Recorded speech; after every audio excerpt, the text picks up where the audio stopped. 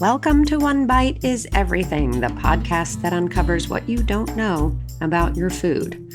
I'm your host, Dana DePrima, and today we're taking a closer look at Glad to Know Ya Farm in upstate New York, run by Julie Akins and her family. From apples to flowers and even asparagus, Julie's farm reflects the hard work, passion, and tradition that keeps our food system alive. These crops also represent the fact that small farmers must diversify to survive. In this episode, we'll explore what it takes to balance modern farming techniques with the time-honored practices passed down through generations and the everyday challenges small farms like Julie's face in bringing fresh local food to your table. So it's my parents' farm, but it's basically my dad, my brother, and I who work the everyday life. And so my dad's very old school, set in his ways. He's done things for 100 years, and that's the way that they work. And my brother is very new school. Hey, this could be more efficient, and maybe we should get this piece of equipment for this, and maybe we should try it like this. And they're both stubborn because they're the same person. And then here I am in the middle, making them mesh together. Dad's loosening up a little bit, trying new things. He's also letting us make our own mistakes that he's already done so we can learn the way he's done things for so many years, cultivating a piece of land. He wants it done a certain way. And my brother wanted to try it with a new tractor or a new piece of equipment and ended up ripping up a whole row of glads because it wasn't set right. But you learn. Or rototilling the strawberries. Same thing. This is the way Dad's always done it. Stevie wants to try to do it a little bit different, faster, better. Wasn't quite right on the edge, ripped up a whole row of strawberries, but you learn. And then just the stopping and doing all the social media stuff. That's hard to wrap into our everyday farm life because we're just out there working, work. But people want to see what you're doing. So you try to remember to take a picture or take a video or explain what we're doing. So I'm trying to get a little bit better at that. Let's let people into your farm a little bit. Give us a bird's eye view of what it looks like without a camera. Right. So we have a small farm up in upstate New York. We're in between Rochester and Syracuse, New York. We have about 50 acres that we farm on. We have acres of outside strawberries. We have about 15 different varieties of apples. We have about between 12 and 15 acres of cut flowers at any given time in the season. We have an acre of asparagus now, and then we have inside strawberries in one of our greenhouses. So that's what we're farming. And so you're kind of year-round then if you've got greenhouses. Yes and no. Our greenhouses are not running like right now. Usually they kind of shut down December through February. But now we're getting back out there, starting to clean them up because we'll start planting seedling flowers next month. At the end of next month, we're cleaning up all the strawberries from last year, the inside ones, and then they'll start blossoming again. And we should have harvest usually early May, depending on the weather. But the weather's been really funky up here. And then we trim apples and we go to farmers markets all year round. So we pack apples every week and we sell on Saturdays at the Syracuse Regional Market. We are still busy, but we can slow down a little bit this time of year. Kind of dilly-dally a little more than from March till November. Nice. Kind of having your coffee first before you go out there. Not everything on the run. Maybe taking a longer lunch break. So you are, for your area, sort of a bigger flower and a smaller apple farm. Yep, really small apple farm. Our county where we live is the largest apple producing county in the state and the third largest apple producing county in the country. Yakima County in Washington State proudly wears the crown as the largest apple-producing county in the United States thanks to its perfect mix of climate, irrigation, and fertile soil. But right behind it is its Washington neighbor, Grant County, which also thrives in these apple-friendly conditions. Together, these counties help Washington produce a whopping 65% of the nation's apples.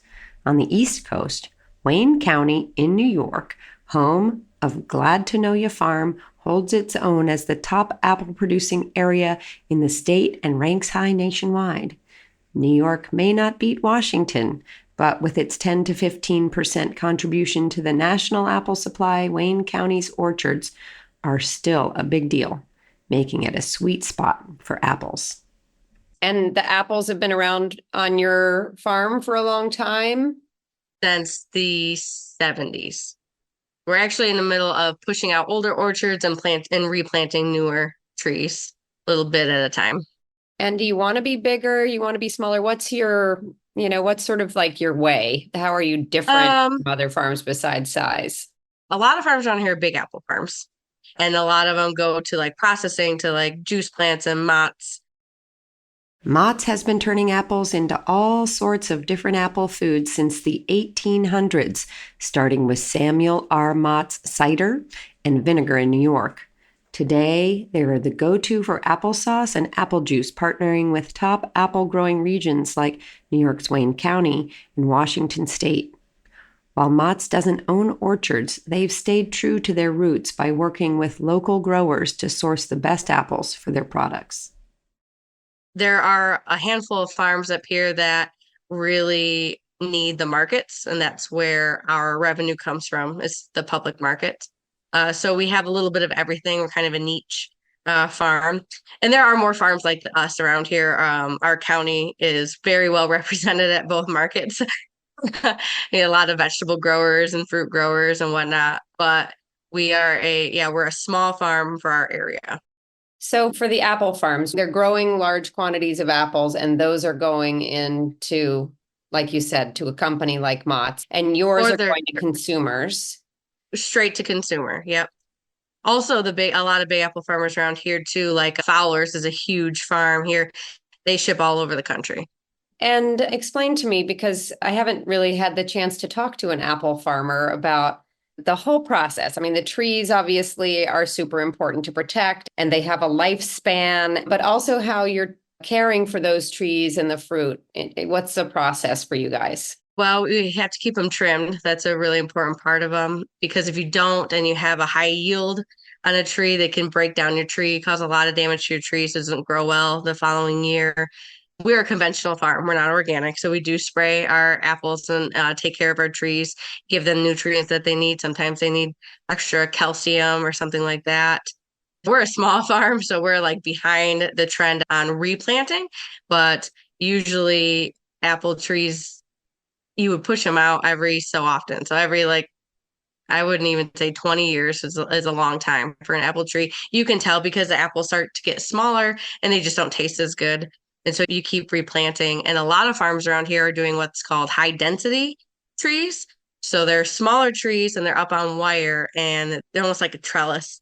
And they're very easy to pick and they're short. And so you don't have to spend a lot of time climbing up on a ladder, picking them at like a lot of time per one tree as labor intensive. And you can go much faster. And the tree or the apples itself are much bigger to produce as well. But that just takes very expensive to do. And when you're harvesting apples, you're picking them on ladders, or are you shaking the trees? You pick them on ladders. Nope, you don't want to shake them because then they'll drop and bruise. Everything is handpicked. It's not like cherries where you can go and shake them. So it's you and your brother and your dad, and you hire people to help? Once in a while, we'll hire a little bit here and there. We try to take care of it mostly in-house, but it is difficult. My brother and I, we each have 2 small children at home. He also has a full-time job as well. And we try not to let my dad do too much of the hard harvesting of anything these days.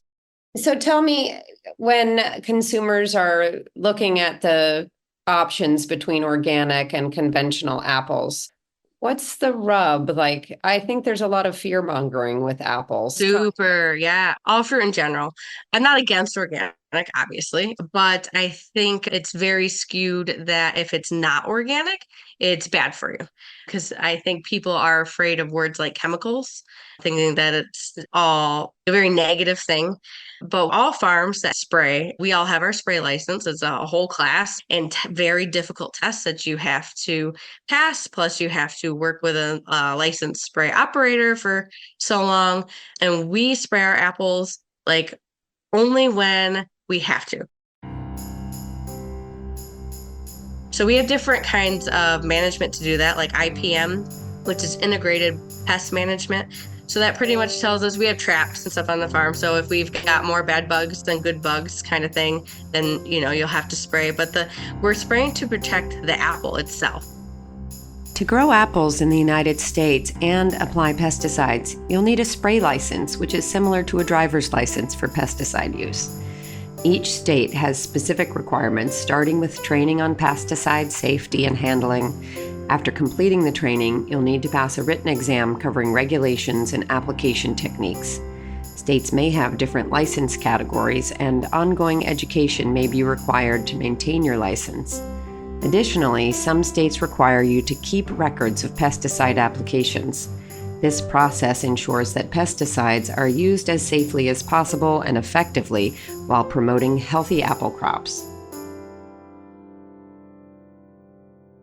I think a big misconception is if you're getting an organic apple with the no spray, they don't realize that that apple is not being taken care of and protected from bugs and different diseases as well, scabs and different diseases.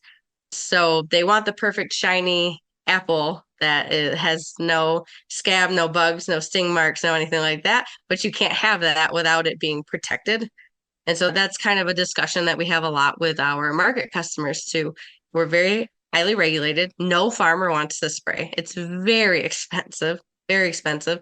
So we, kind of wait the longest that we can without doing it because it's expensive. It's a hassle. You don't want to do it, but you do have to protect your crop.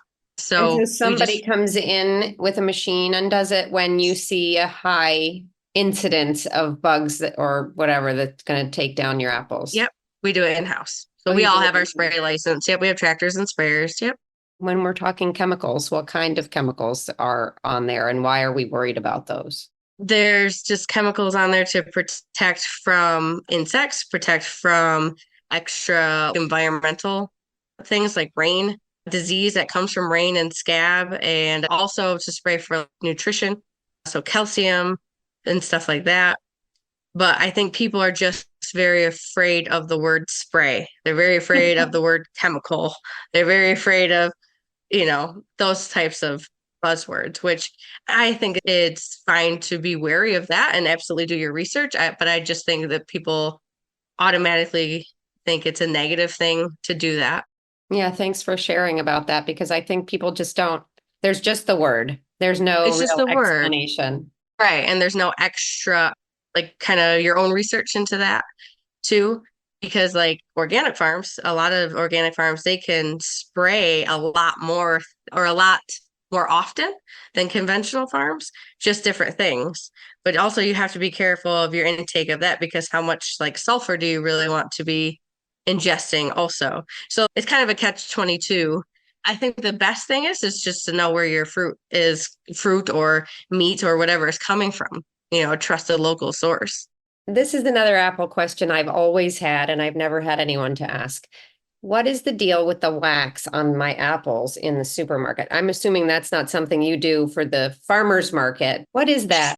My understanding, it's to protect that apple a little bit more to last longer on the shelf at room temperature.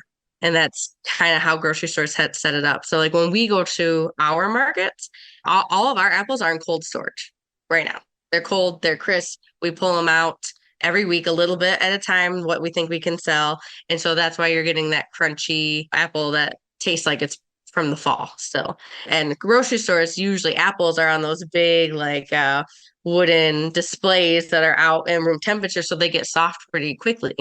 So what's cold storage temperature wise? I can't exactly remember if it's like 39 to 42-ish. And is there a humidity factor? Are there environmental controls for apples? Yep, there are. Like a lot of our apples are in what's called CA, which is a controlled atmosphere. So they're put in a room and it's blocked off for a very long time so that when they suck all the oxygen out of it, nothing can grow. And you can only open the door so often. And so when they say, hey, we're going to open up this door, do you need any apples out? That's when we have to figure out, oh, are we going to make it to the next one or should we pull some out to like the regular cold storage, which is like a big cooler essentially. How long are you able to store apples? You can store them for 18 months. We don't, just because we go through them. So we pick between August and we usually are done in November, depending on the varieties and time and labor. And then we're usually trying to be out of apples by about June because then we start. We have asparagus and we have early flowers and we have strawberries, and I just don't want to pack apples anymore. And then we only have a few month break and then we pick apples again. So we try to get them done in 8 months or so. Yeah, I had no idea you could save them actually for 18 months. Yeah, right. In the right conditions. I mean, and that's why you have apples in grocery stores all year round. So, your apples from the grocery store ideally are from the fall before, but sometimes they're not. And you'll be able to tell. How can I tell? I think just the taste, I mean, I can tell just by the taste and the crispness of them, but that might be a me thing just because I'm so used to You're an expert. being with them all the time, and how they Blind taste test. Can you tell the difference between all your apple varieties by tasting? Yeah, actually, that's usually how, because we have some that look so similar together. And if you're packing them and it's kind of dark and you're looking at them and you're like, I taste them. You got to taste them to tell what it is. And actually, we educate people a lot at market about apples and how they're stored and stuff, and why ours taste so much better than a grocery store. It's because I just packed them the day before. So they just came out of pretty much a big fridge, so they're crisp and they're crunchy and they're not sitting out anywhere getting warm and getting ripe. And so if we don't sell them at market, we have a cooler, they'll be fine for the next week to be able to sell.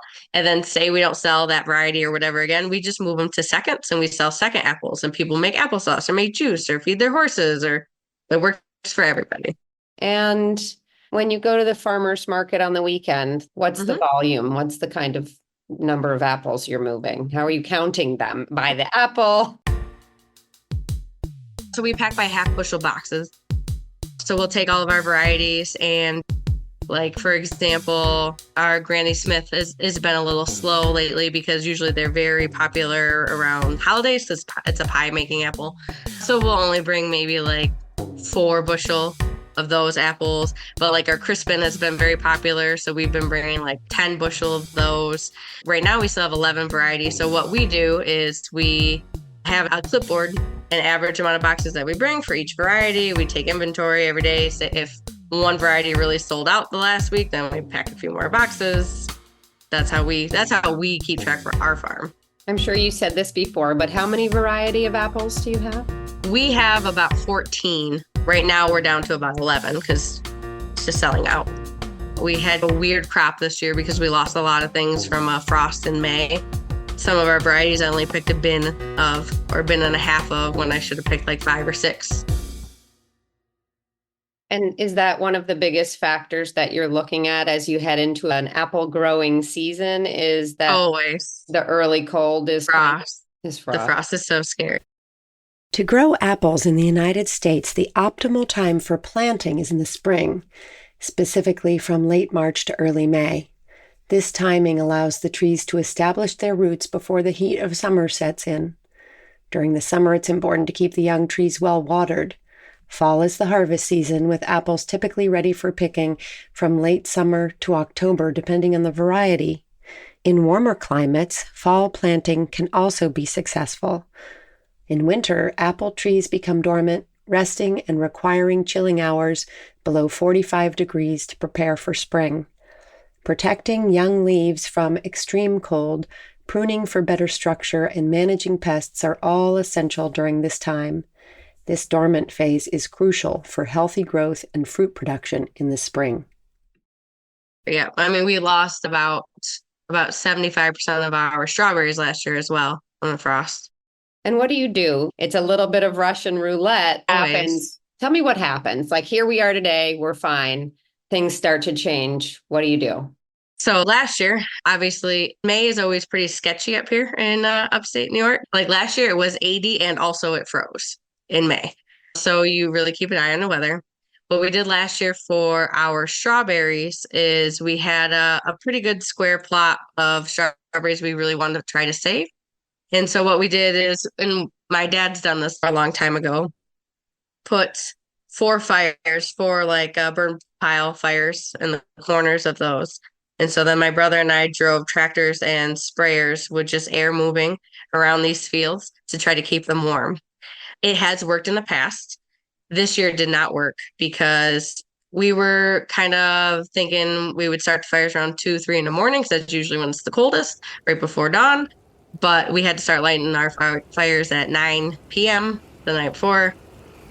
And so my brother and I switched off. I left the field about 1:30 a.m. and I could see frost on the berries. And they gave it another go for a few hours. And it was kind of funny because we were thinking about getting rid of one variety of apples that we have been discussing. And we didn't quite have an answer yet. And then you see Dad just drive his tractor, pick up these trees and start throwing them on the fire because we wanted to save the strawberries at the time. So we were like, well, I guess those are gone. In 2022, Julie's farm lost 75% of its strawberry crop to a late frost, devastating blow for a small farm. It's a reminder of the unpredictable nature of farming, especially when you're dependent on early crops to start your season. Just a quick break in today's episode. I want to share something really important with you. I am all about a small action, a really easy, no-brainer kind of action that has a big impact on small, hardworking farmers and on our communities. Every fall, the For Farmers movement invites you to nominate the farmers who matter to you. The ones where you get your best meat and eggs and produce from. The ones you see working so hard with very little thanks or acknowledgement.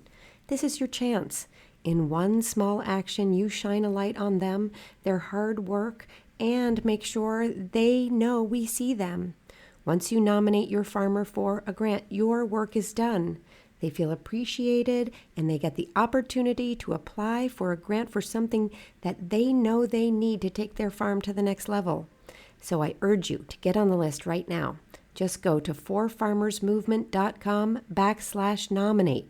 That's forfarmersmovement.com/nominate and get on the list to support your farmers with one small action when the time comes. Now, back to the show. It just kind of comes down to a financial thing too. Sometimes, especially being a small farm, and that strawberries are one of our first big crops. So that's how we kind of set up our season. And so if you've already lost them, then you're already behind. And then you take all season to play catch up. And what about this year? What happens on the heels of a bad year in strawberries? Then what? So our plants still looked great. And we also replant every year. So we'll have an old piece and a new piece. Our plants still look great from last year. It's just the berries. We had so many early varieties already out. And that's what caused the problem, is because the blossoms froze. So we're still hopeful for the plants. And then honestly, a lot of it you can't tell yet because it's February up here. So you can't really tell until April-ish, early May, what we're looking like. Let's talk a little bit about asparagus. Yes. Asparagus is new to me, not new to my dad. New to you. New to me, my brother and I. We put the field in 2020, but my dad grew it, I don't know, probably 40 years ago. It takes a few years before you get asparagus, am I right?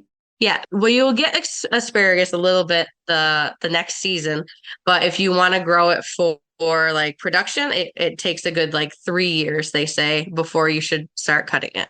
And are you growing that in the greenhouse or outside? Nope, that's outside. We have an acre of that outside. And the decision to grow asparagus, I mean, obviously your dad has some experience with it, so he can tell you how it grows there or what have you. He can, yeah. Is this customer driven? My brother wanted to do it. I think we were talking about maybe the market and how it was less and less farmers had asparagus. So some of the big asparagus farmers no longer went to market. My brother was interested in growing it. We talked about how to grow it, where to plant it. You'll have it for so many years. Asparagus can last easily, 20 years in the same plot before you think about maybe redoing some. Asparagus is grown from crowns, small bundles of roots that are planted in well-drained soil, ideally in a sunny location. During the first year, farmers focus on nurturing these crowns, avoiding harvesting to allow the plants to establish strong roots. Once they mature, the spears can be harvested for about 8 weeks each season. However, growing asparagus comes with its challenges, including pests like the asparagus beetle, which can damage the plants, and unpredictable weather that can lead to uneven growth. Additionally, the labor-intensive nature of planting and maintaining asparagus adds to the complexity of its cultivation. So you're also taking your flowers to market. Is that where you're Yes. Yep. selling them mainly? And Direct to the because market. you're a big flower farmer for your Big area, flower farm here. Yep. what's your footprint like? What's your diversity like? What do you?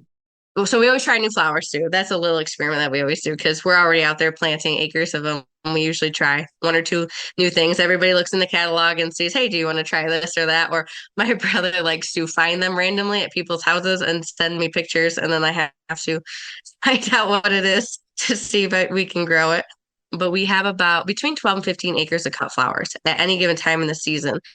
So, like our first fields of sunflowers can be planted, plowed up, disked up, and replanted before the end of our growing season. So that's why it kind of varies throughout the season. We also have like easily 10, 11 different kinds of like bouquet flowers, like statice and snapdragons and zinnias and all those kinds of flowers. Our farm name is Glad to Know You Farm. We grow about 100,000 glad bulbs in any given season. So that's where that came from. When you say And glad, you're talking about gladiolas. gladiola. Yep. Okay. Yes. We Very grow nice. about 32 to 35 different colors of glads. So they're beautiful. And that's an everyday harvest. We harvest flowers pretty much every day for And so different things. people come to the farm and you also are a farmer's market. Are those the two ways you're selling? No, people do not come to the farm yet. That's something that we're kind of looking into a little bit to help me so I don't have to leave the farm so often. That people can come. I've got a couple ideas for in our bouquet flowers and stuff for this year. Just lack of a good season makes lack of funding for extra things or new things. But yeah, markets are the biggest place. And then we have a lot of word of mouth. So we do a lot of bulk flowers, bulk buckets for parties and such. Now, let's just talk about the market a little bit. So Okay. you're in a space where you have a lot of farms around you, like you said, in your Yes. county, where you've got small apple growers at the market too. What's the competition like? It's cutthroat. The competition is very cutthroat. The market is hard because everybody wants to sell all their things. So you have a lot of problems with people undercutting you for price. So you kind of just have to hold your own. And we try to make our prices based off of our consumer. So, for example, flowers are extra. And it's been hard the past few years with extra things. Things are very like cost of inflation, cost of groceries, cost of gas, everything. So we're very worried about if we're even going to be able to sell flowers because it's kind of a luxury to have. So what we did like last year, we just made different size things to accommodate everybody's household. So we have a lot of people who can't maybe spend even the $10 or $20 on bouquets. So we make cute little $5 ones, cute little $3 ones. So there's something for everybody. And we try to really be consumer driven with that because I'd rather sell them, obviously, than bring them home. And so sometimes people don't like that because our cost of flowers are down a little bit, but they're not. We've just made them size accordingly, if that makes sense. But the problem is everybody's kind of out for themselves at the market, which makes sense because it's their livelihood. So you also have to find the farmers that you like and the farmers that you trust, and you do that by building relationships. We have customers that are generational customers that started with my dad and they're mine, and now my kids who come to market, or even some of them started with my grandpa or knew my dad's grandpa, which is awesome. I find it very surprising about the cutthroat nature of a farmer's market because I think people think, oh, the farmer's market, it's such a peaceful place of commerce. Well, it can be. I think maybe different farmers markets. So we go to the two biggest ones in the country, which is Rochester and Syracuse. And there's a lot of vendors and a lot of farmers. And so everybody's competing for the same X amount of people, and they're not hobby farms, they're livelihood farms. So at the end of the day, you have to make sure you're selling. You don't want to undercut yourself, but also you have to think about, okay, are these even going to be good enough for me to do anything else with, or should I make the deal and let them go? So we have a lot of that.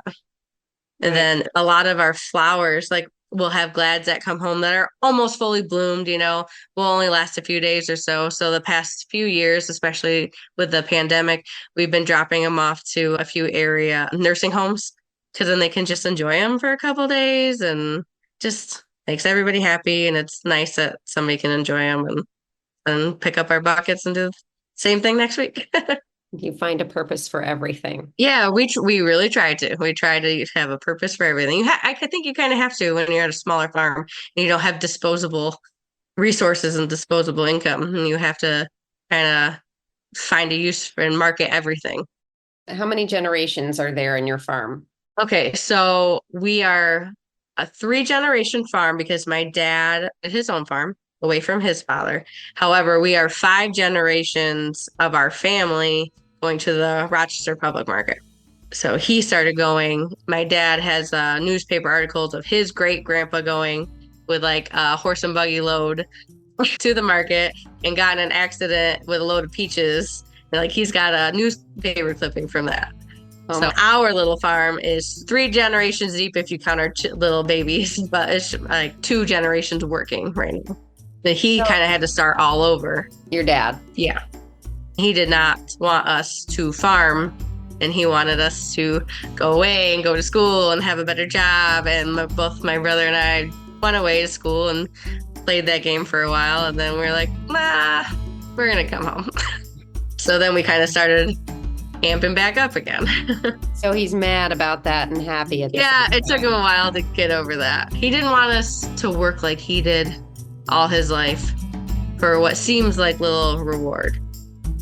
We have learned a bit about apple farming today, including the fact that like many small farms across the United States, they have to diversify to survive, and that they battle the elements and climate shifts, sometimes winning and sometimes losing. These peaks and troughs are tough to predict and can make the love that a family has for farming really hard to withstand. The Akins seem to have it figured out as long as Mother Nature cooperates. Thank you for tuning in to One Bite is Everything, where we uncover what you don't know about your food. Today's episode gave us a glimpse into the life of a hard-working farming family at Glad to Know Ya Farm. From battling frosts that can wipe out an entire crop to keeping up with the demands of a modern, diversified farm, Julie's story shows us just how much love and labor goes into the food that we enjoy. We'll be back with more stories like this one, so until next time, remember, every bite you take has a story and a family farm behind it.